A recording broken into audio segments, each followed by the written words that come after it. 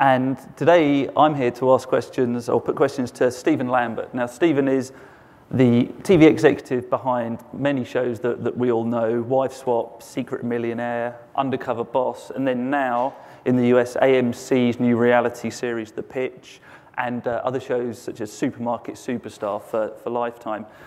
Now, in 2008, Stephen set up Studio Lambert, his own production company within the in partnership with All3Media.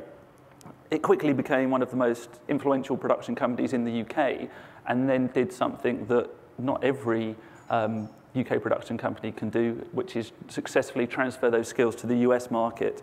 Now, Stephen is setting up a new US division, and he's going to tell us about that and the goals and ambitions for that. And that will be the host. That will host a whole lot of international production companies that will want to kind of get into the US market. But before we get into the questions, let's take a quick look at some of Stephen's work, some of the All3Media America Studio Lambert shows.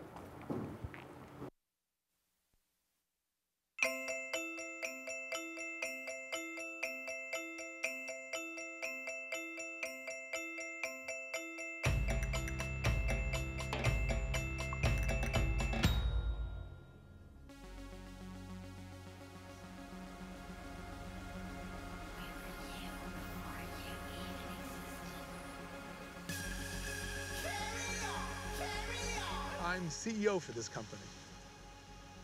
I know exactly what it takes to run a restaurant like this. And guess what? I know the right way to do it, and I know the wrong way to do it.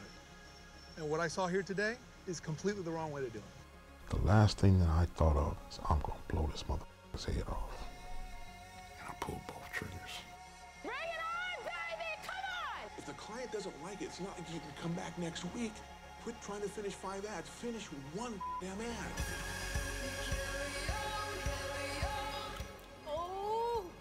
I got it. Oh! You almost got me!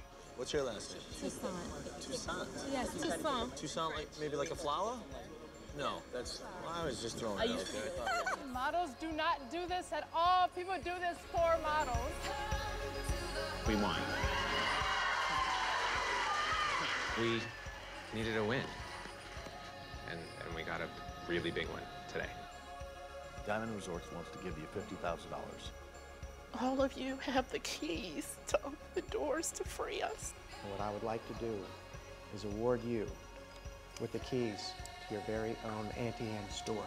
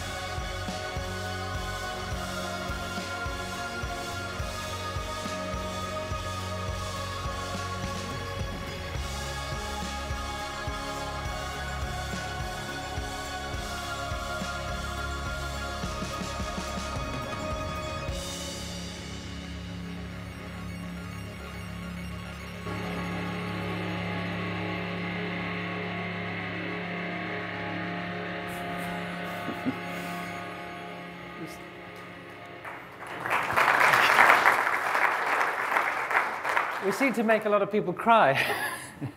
Is that a format point? Yeah, always make them cry.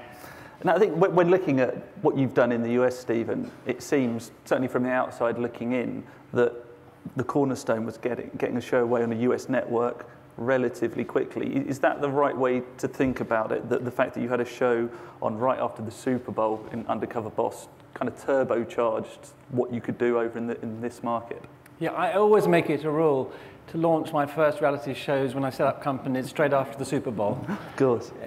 No, we basically went into the casino and put all our money on number 18, and it came up. It was extraordinary, really. I mean, I had learned quite a lot about operating in America because before I started Studio Lambert, I was the chief creative officer of the RDF Media Group, and we had come to the States in the early 2000s, just as reality television was beginning to get going, to make a US version of a show that we were making in the UK called Junkyard Wars. And initially, we weren't even sure where we were going to set that production. We thought, oh, Florida would be a nice place, and it definitely needed to be somewhere sunny. And then we realized, oh, Los Angeles, that's where television's based. Let's go and set up there and do it. But quite quickly, we started to learn about it. Initially, we had a lot of Brits running our business at RDF. And after a couple of years, I realized that that was probably a mistake, that actually, if you want to be successful in this market, you need to have people who have grown up in it and really understand it. And you can't keep trying to change the way in which things are done in the country in which you want to operate. So certainly when I started Studio Lambert, I decided that when we were going to have our American operation, which we launched 6 months after starting in the UK, that it would be fully run and staffed by Americans. And with Undercover Boss, obviously a tremendous success, was that a real door opener? Did you feel that that was kind of, that put you on the map in terms of getting the right meetings, effectively? Well, at RDF, we had started with Junkyard Wars and started making various cable shows, but our big breakthrough was Wife Swap. I'd come from the BBC. I'd spent 16 years making documentaries. And as an independent, I was looking for a new genre of what I'd call documentary format. I wanted to be able to come up with formats that would guarantee beginning, middles, and ends. And the first one I did that worked was a show called Faking It. Faking It was much loved and won many awards. But it was taking that idea of the documentary format and coming up with Wife Swap that really changed everything for us. It was a huge hit in the UK, but crucially, it was the calling card that we were able to take to ABC and get our first broadcast network show on air. And that meant that when I started Studio Lambert in 2008, I already knew quite a lot of people in broadcast television, and it wasn't difficult for us to go and pitch to CBS. We just got lucky. I mean, when I first started taking UK ideas to the US, we'd make them in the UK, and we'd wait to see what the ratings were, and then we'd make a pitch tape and bring it across to the States. These days, as soon as we've shot the first episode in the UK, before we even edit that episode, we cut the US sizzle and bring it over. And that's what we did with Undercover Boss. We brought it, and we had the chance to pitch it to Nina Tassler, and remarkably, she seemed to cry in the pitch, or at least she touched her eye at one point. Maybe it was just some dust. She went straight to a pilot, and the pilot was everything we could have hoped for. They tested it, and they said, these results are too good, send it back. But the results came back, and it was even stronger. So they had the confidence to order a series, but then remarkably, little to our knowledge, a group of people at CBS started to lobby and say, we think we're doing so well with all our shows at the moment, we don't need to use our post-Super Bowl slot to boost one of our existing shows, which is what they normally do. We think we should launch Undercover Boss in that slot. And it just seemed to touch a nerve. I remember being here in Miami for that Super Bowl and getting the numbers the next morning, and people just couldn't believe it because the Super Bowl got 100 million viewers. In the post-game analysis show, that dropped down to 45 million. We came on there, and within the first 10 minutes, we'd dropped to 36 million. But then we stayed absolutely rock solid for the rest of the hour at 36 million. So our average came in at 38 and a bit. I remember these numbers very clearly. And they were amazed at that retention. And I think the first season was just phenomenal. I mean, it was the most popular new show on broadcast television in any genre, beating, all the other scripted comedies and dramas that started that season. Obviously, it's dropped now, but it still remains, now that they've moved it to Friday, a very reliable banker for CBS. And it certainly meant that our fledgling company had a big hit on which to start building its infrastructure, putting money into development, and getting a whole lot more shows away. And you got Super Bowl tickets. And they got Super Bowl tickets. Good stuff. And as someone who was incredibly well versed in the UK TV business, and then, as you explained, did what you did with RDF and then Studio Lambert, I wonder what were the key kind of learning points? Is it a culture shock when you come over to the States and start pitching and working out the commissioning process and so forth? It's very different, and I think it takes Brits coming over here quite a while to understand how different it is. In fact, I still discover every day ways in which it's different. The most important difference is that it's essentially a seller's market from the point of view of the producer. That's to say, there's a real expectation that you as a seller can go and take your idea to everybody to whom that idea is appropriate. That's still a very alien idea in the UK. In the UK, buyers expect you to come to them with an idea and not take it to anybody else, which seems very odd to American eyes. British buyers like to think that they're going to create this show with you. And what it does mean is that you often will take to them something that's a bit more half-baked than you would have the courage to take out in the States, because they will then engage with it, hopefully, and together you'll spend weeks, months, years in development until eventually they pick it up. But they hate the idea that you're going to go and take it to somebody else. And what's so refreshing to a producer operating for the first time in the States is realizing that everybody expects to hear the idea. In fact, it's insulting if you don't take the idea to people that might want to buy it. It does mean, of course, that your idea needs to be really pretty well formed. You definitely need tape. And of course, that's the great advantage that British producers have, is that they can use British television as the funders of their sizzle tapes. And as a result of having sold the show in the UK, you get a very good rights position. British producers, about 10 years ago, achieved something remarkable. They were able to persuade government that it was in the interests of the economy and of the viewers if the terms of trade between the broadcasters and the independent producers was regulated, and was regulated in such a way that the producers actually benefited a bit more than they did previously. In the past, the broadcasters did, pretty shitty deals. Since the mid-2000s, all broadcasters have to give the independents the control of the international distribution. They have to give 85% of the back end to the producers, and it's meant that there's been a complete transformation of the sector. The sector, having been one that hardly made any bottom line profits, now makes something slightly more reasonable, and as a result, a lot of money has flooded into the sector, a lot of private equity money, and there's been a massive consolidation of the sector. But Stephen, if I may, then isn't what you're alluding to is what's helped that UK business flourish and create what we call super indies, these groups that house lots of different production companies within them and then exploit that content around the world. However, that isn't the situation in the US. The rights position is very different. So how can you kind of stake a claim, or how can you retain rights that you can exploit internationally? Or in fact, is there a business as a producer for hire?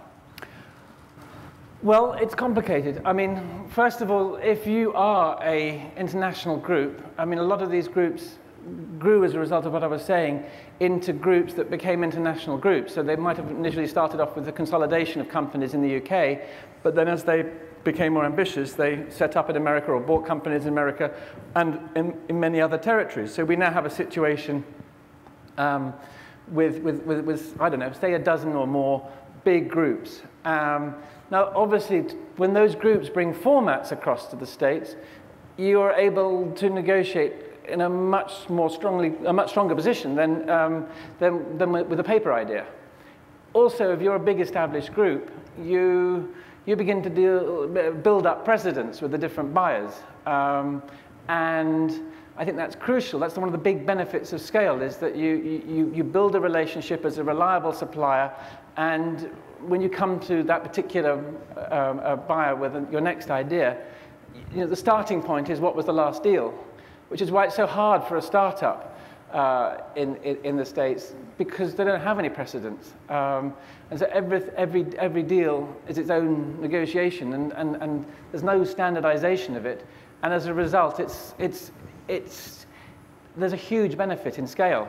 But the challenge, and I'm sure we can come on to this, the challenge is how do you have scale and still maximize creativity? And in terms of retaining rights in order to have an asset that you can exploit around the world, is there a difference between a format that's been made by someone else in the All3Media group that's being sold into the US, because then presumably you get to retain rights because you have those already, and something that's created here, pitched to a US cable or broadcast network? Can you retain those rights?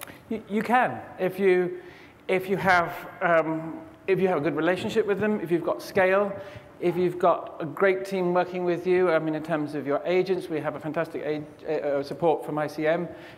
If you have a fantastic lawyer batting for you, I mean, Jeannie Newman's our lawyer. It's all about your ability to know how to operate and the relationships you build.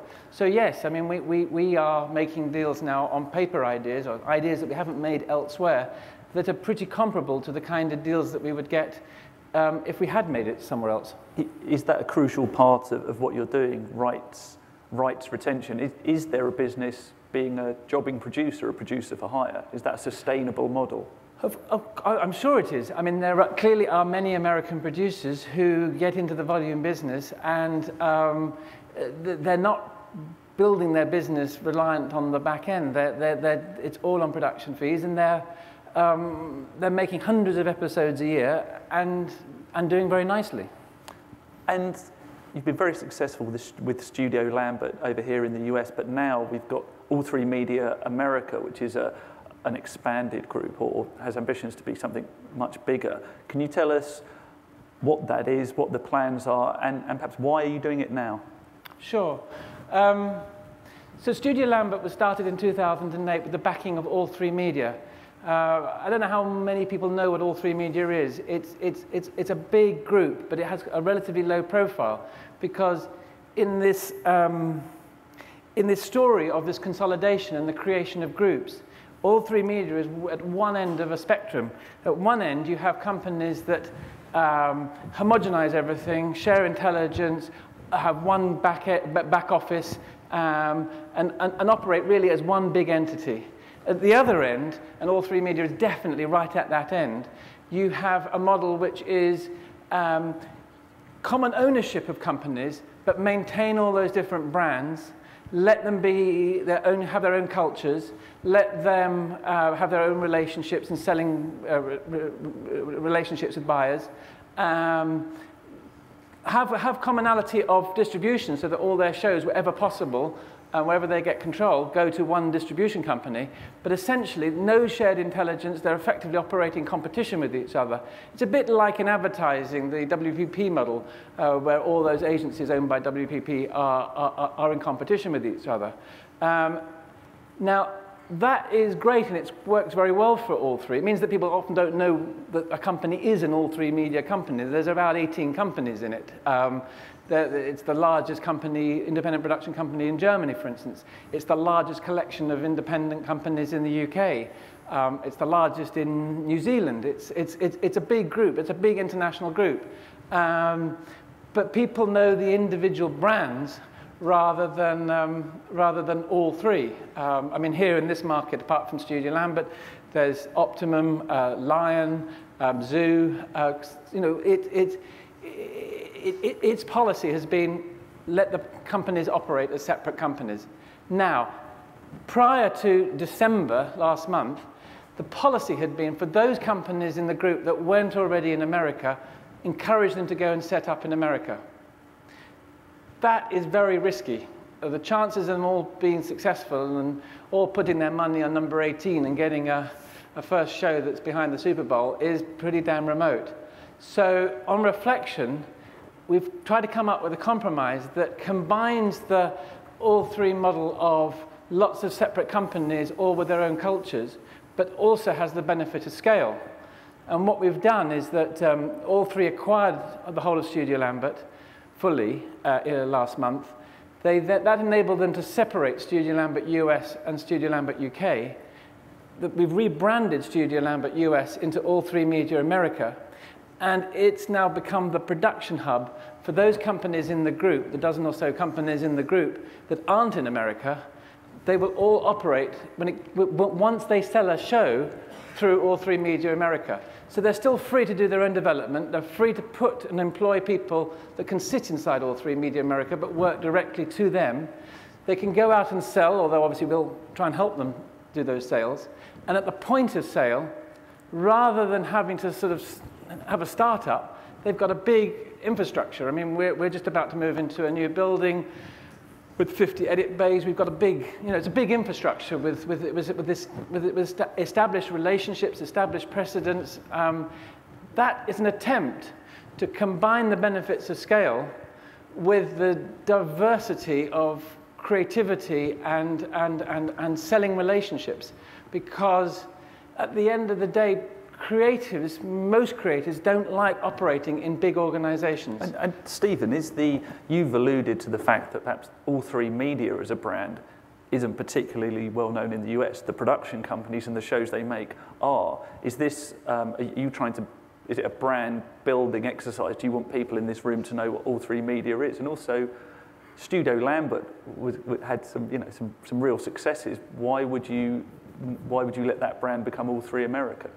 Well, look, I think once you believe that it's worth attempting this idea of combining scale with multiplicity of creativity, I think those companies would feel odd about all working with Studio Lambert US, which didn't feel like the group company. So that's why we changed the name. However, All3Media America shows will be branded as All3Media America / the operating company, the production company. So where an idea, such as Undercover Boss, which started with Studio Lambert in the UK, where an idea comes from the UK or anywhere else in the world where All3Media have a company, those shows will be branded as All3Media America / well, in the case of Undercover Boss, it will be Studio Lambert. Yes, but the bottom answer is, the main answer is yes, we do want the All3Media brand to become known, because we think it's important that in this market you need scale, and we want to build on that scale. And also, truth be told, All3Media itself, which is owned by a large private equity group, want to sell, and I think they think it's not that's having the company known is obviously helpful for that. And then I think that one of the real challenges for large groups, whether it's now we're seeing the Sonys and Warner Brothers acquire a number of production companies, we've seen the super indies in the UK and now Europe, is how can you harness the benefits of scale without killing the creativity at what might have been, quite boutique, small production companies. Of course, people like to earn lots of money and see their ideas travel. However, creative people don't always operate at their best within a corporate structure. Absolutely. I mean, that's sort of what I've been trying to say, although I think you said it very well there. Most creatives like small. They like big paychecks, but they like to operate in small units, and they like to have their own culture. They don't like operating in big, large corporations with, lots of rules about how you have to operate. And that has been the recognition of that has been the philosophy behind All3, and it's worked very successfully. It seemed too risky a way to operate if the group wanted to expand in the fastest growing market in the world, the American television market. And so, as I've been trying to say, we're trying to find a way that combines scale with that multiplicity of creativity. So, in effect, there would be a kind of a production hub within the group that could then harness some back office support. Is that the right way to think about it? Legal and then distribution? It's more than that. It's a whole, I mean, the minute you sell a show, you need all kinds of things. You need production management, you need post-production, you need legal, you need finance, you need a building in which to make the bloody program. I mean, there's an awful lot of stuff. And the idea of everybody setting up their own companies in America to do that is highly risky. So yes, the All3Media America production infrastructure provides all that for these companies, but they're still free to employ their own development creatives and house them inside All3Media America, but have a direct relationship back to their headquarters outside of America, wherever they happen to be, to come over and work with their people and go and sell shows, to have our advice about, you know, who you should sell it to and how to present it, but to feel a great deal of autonomy about that. But once they have the sale, they know they've got the infrastructure to deliver on that idea. And where will you be based? Where is the new office? In Los Angeles. I mean, down the road. We're in Culver City at the moment, and we're just moving around the corner. Because that is in itself quite interesting at a time when a lot of international companies are setting up on the East Coast with a view to reaching out to the US cable networks. Most of the US cable networks are increasingly based on the West Coast as well as on the East Coast. And I mean, in a way, I don't think I mean, there's no doubt television is based in Los Angeles in this country. So I think if you're serious about it, it would be odd not to be in Los Angeles. And then are you staffing up? I don't want you to get like buried with resumes at the end of this, but I wonder if a year from now there'll be, you know, a much larger staff, and what kind of positions are... Sure. Well, we are, because the old Studio Lambert US team needs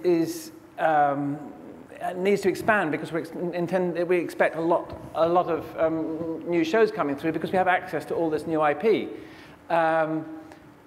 Also, crucially, 50% of All3Media internationally in the world is scripted. It has some very successful scripted companies. In Britain, in Germany, in New Zealand there's a company, a big company, I mean a completely dominant company in New Zealand, and they've already had quite a lot of success bringing their formats, scripted formats to the States. So our ambition for All3Media America is for it to be just as much in scripted as to be in non-scripted.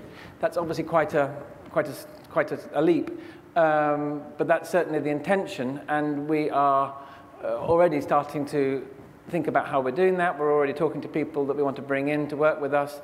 We're already starting to explore relationships with studios that we might work with in terms of being able to deficit and do deals. So now the scripted opportunity is interesting, because I mean, when we saw the reel earlier, and I think about the shows that you're particularly well known for, they're not in the scripted realm. So I wonder, what do you bring? Are they transferable skills that apply to that drama and scripted world as well? I don't intend to be the director of any of these shows. I mean, we will bring in the team that we need. I mean, when I was at RDF, I was the chief creative officer of a group of about 8 companies, several of which were scripted companies. So I had a creative oversight role at that point. Eli Holzman, who is the president of All3Media America and previously the president of Studio Lambert US, his background is, I mean, he started in features. He started working with Harvey Weinstein at Miramax.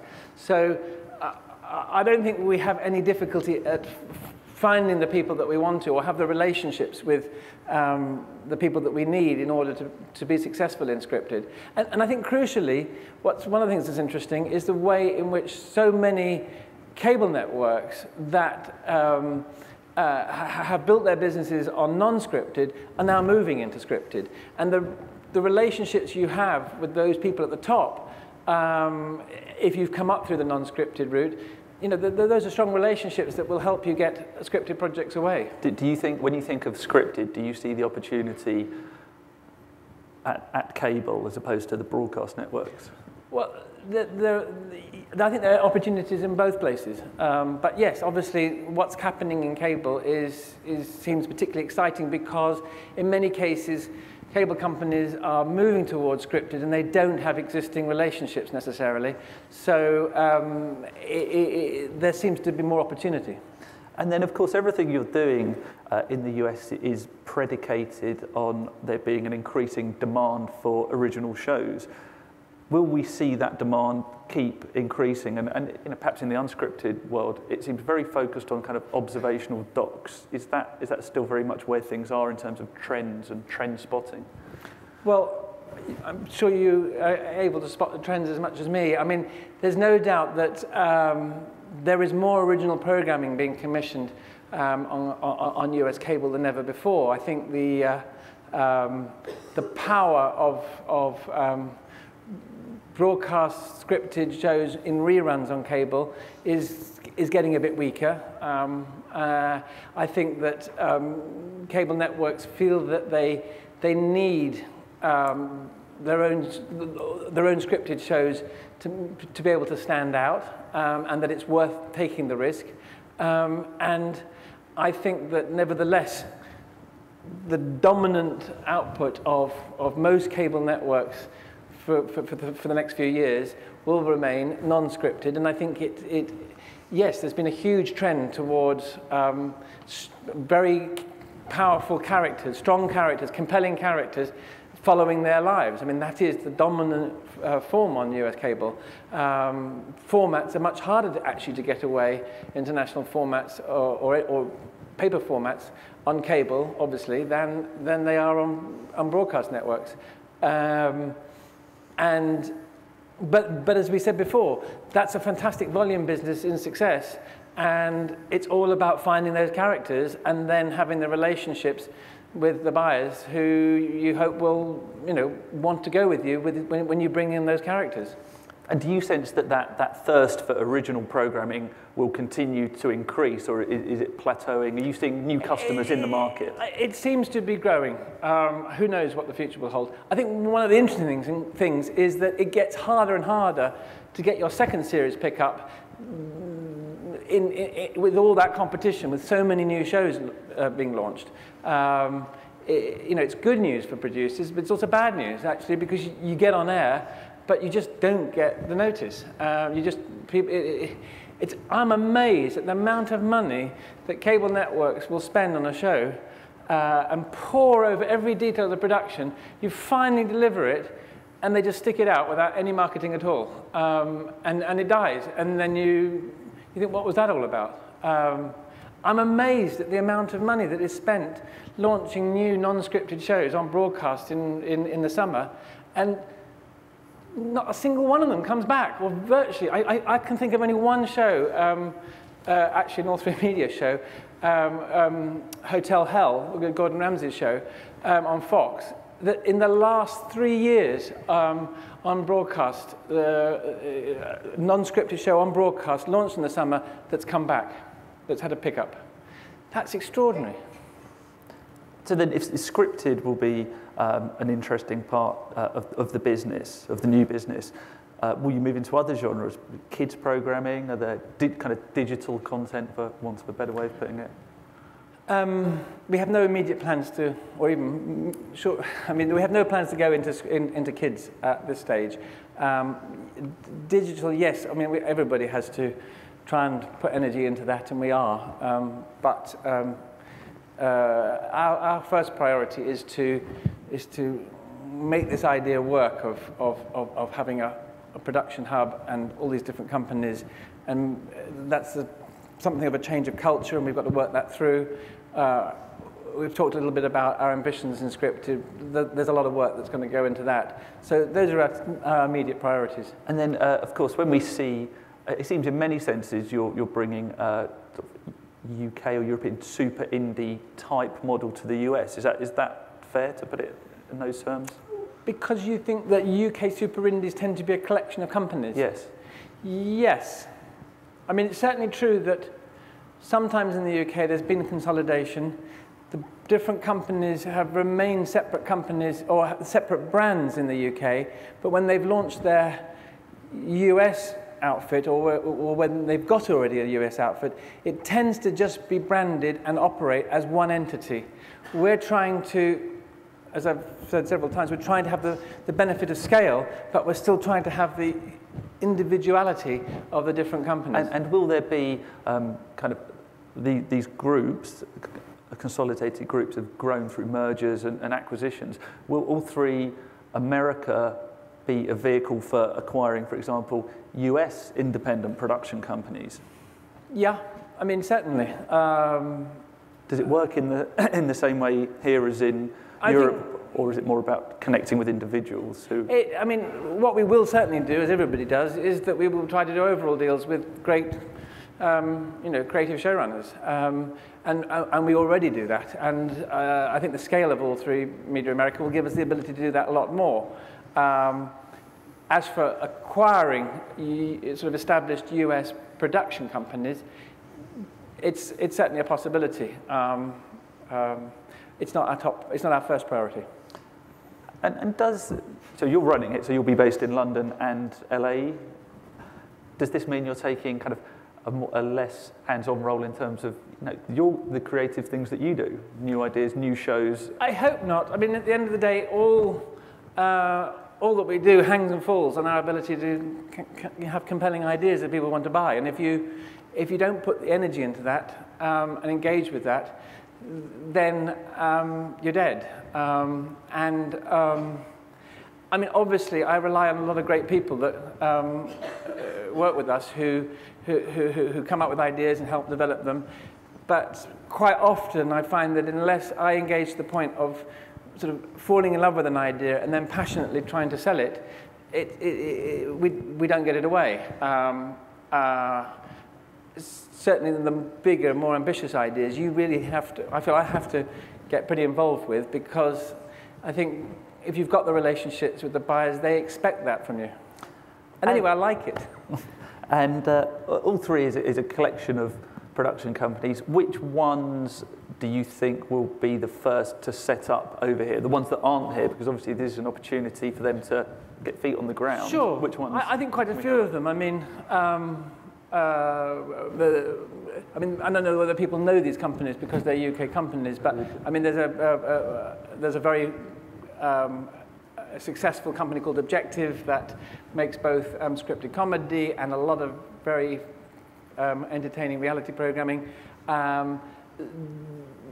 They're keen to, to have a presence inside All3Media America and work with us. Some of the scripted companies are very keen to get going. Which ones, Stephen? Sorry, I'm a journalist. I'm looking for a story. Looking for a story. Well, certainly South Pacific, who, as I said, have this is the New Zealand company, who've had a number of shows that they've made in New Zealand, picked up as changed formats in the States. And they've got several new ones that they haven't brought across yet. So we'll be working with them on that, and they want to have somebody based in All3Media America. And will they will be developing original ideas as well as bringing across the shows they've got? Yes, that's the whole idea, that we've got three sources. All3Media America has three sources of ideas. It has its own All3Media America development team, both scripted and non-scripted. It has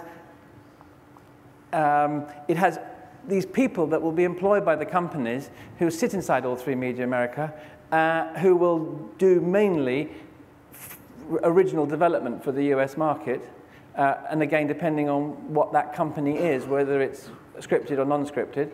And then finally, it has access to all the shows that exist already in the companies in whichever territory they're in. So a year from today, for example, how many companies that aren't in this US market already will have set up under that All3 America banner? I would be disappointed if not at least half a dozen. And then with Studio Lambert, I remember you saying that very quickly the proportion of your revenues, over half of the revenues were coming from the US. I mean, can that ever be achieved across All3Media as a group? Is that Oh, yes, definitely. I mean, the US accounts for about 20% of the group's revenues at the moment. I'd be surprised if that didn't grow significantly. I mean, how quickly we'll get to half. There's no doubt that the US offers the greatest hope of rapid growth. I think the UK, the markets where All3Media is at the moment, feel like the opportunity for growth are more restricted. Partly because it's such a big player in those markets already that it's not that easy to grow quickly. And you alluded to the fact earlier that of course the company is private equity backed, and there's been talk of a sale. Is this really the bigger picture, that this is about having a thriving US business, which makes it a more attractive company the next time those questions are asked? Sure. Well, I mean, all companies are valuable if they're growing, and if America's the fastest growing market, then for the group, for the All3Media group to be successful in America is pretty important. Yeah, of course. Have we got any questions from the floor? We've got a few minutes. No one's brave enough just yet. No one's awake. Okay, so question in front. If you could just say where you're from, and then. Hi, I'm Tom Jennings. I'm from Los Angeles. I'm a producer, and I wanted to ask more about the rights issues, because U.S. producers often have difficulty maintaining international rights. I'm wondering if you had more leverage because you came from the UK and were used to selling into the United States, already having rights, the rights issues established in the UK because of what happened a few years ago. Do you see the ability of US producers to maintain rights overseas as something that is going to just continue to be difficult because of the network stance? Or should we be partnering with someone like you in order to maintain those rights? Thanks. Sure. You definitely should be partnering with us, not someone like us. I think it's very hard if you don't have your own international distribution business. You're already at such a weak position if you're arguing with the network about the international rights. They've got an international distribution business, and they want to give it to that business, and you say, no, I want to control it. Well, you know what? If you haven't got your own company, there's no reason why they should give it to you. I mean, obviously, there's two aspects to this. There's who controls the distribution, and then what's your share of the back end. I think that if you are a successful US producer, your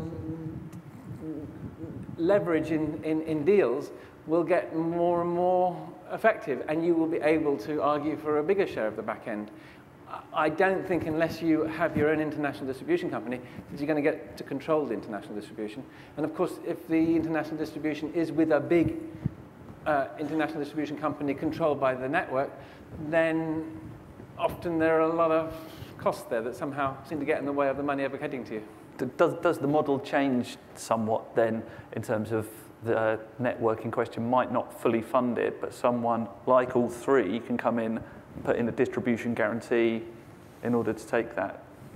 There isn't a lot of that in non-scripted here. I mean, mostly non-scripted is fully funded, or continues to be. Obviously, that's not the case in scripted, and certainly, yes, in scripted, we as a distribution company in the group will make judgments about how much we want to deficit. I don't think that All3 is going to be in the full deficiting model for many scripted shows. I think it'll be more piecemeal. It'll be wanting to do deals with studio distributors where we maybe cover some of the deficit and take some of the territories. I mean, I think that was a great question in terms of there are obviously US producers out there who are getting shows away on networks and yet aren't getting to exploit any of the back end. Now, I guess that's an opportunity for you to say, you can work with us and we can help you get some of that. I mean, certainly that's the argument that we put to the companies, or that we put within the group, that the companies would benefit by operating with us because we've already got precedence with a lot of the buyers. Certainly, if there are American independents who feel that they would have a better deal if they were working in partnership with an international group like us, or us, then yes, obviously we would be interested in talking. Good stuff. And one final question, Stephen. The theme at NATPE is about disruptive technologies and so on and so forth. The business models we're talking about now, will they even be relevant 5 years hence, or does the kind of the advent of new platforms and people consuming content in different ways mean that things are changing so quickly it's impossible to even look 5 years out? I started in television in 1982, and even then people were always predicting that everything was about to change. Things have changed a lot, but nevertheless, the basic model of selling an idea to somebody who's going to pay a lot of the cost of it, and it hasn't changed that much. I mean, it has changed a lot, but it's amazing that people always, I think, overestimate the speed at which change is going to happen.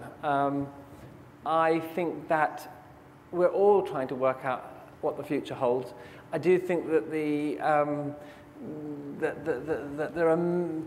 I think if you're a great content provider, then that has to be, the future has to be good in the end, because whatever platforms you are and whatever the digital future holds, people are going to need content. I mean, we all know this. People are going to need good content providers, and if you've got that talent in your company, then you should be able to find a way of making it work for you. Good stuff.